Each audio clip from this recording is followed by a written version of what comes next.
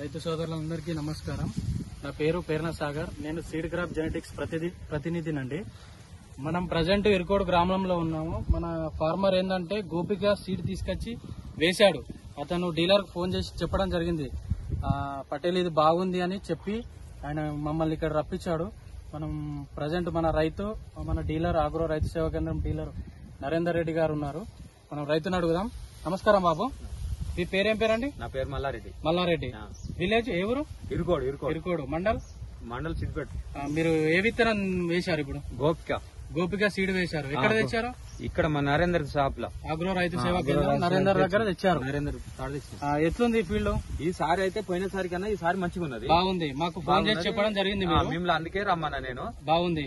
గోలకి ఎన్ని గింజలు ఉన్నాయి? 350 దాకా ఉన్నాయి. 350 దాకా ఉన్నాయి. ఓకే, అది గోల చూపించండి ఒకసారి.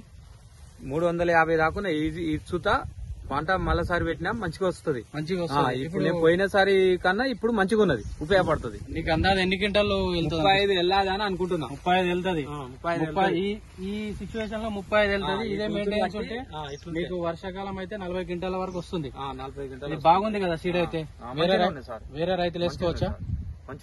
వేరే రైతులు వేసుకోవచ్చా? వేసుకోవచ్చు. మీరు చెప్తారు కదా వేరే రైతులకు వేసుకోమని. మా ఊరి కనబడుతుంది ఇక్కడ. బాగుంది. ఇప్పటికైతే బాగుంది. సీడ్ కూడా బాగుంది. మాకు స్వయాన రైతు డీలర్ కు చెప్పడం జరిగింది. డీలర్ మాకు ఫోన్ చేసి రమ్మనడం జరిగింది.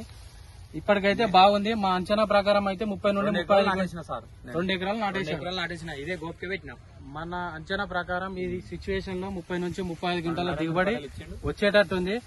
రబీకి అయితే 40 క్వింటాలు పక్కా వస్తుందండి. మీరు మంచి మెయింటెనెన్స్ గానీ మంచి అన్ని కరెక్ట్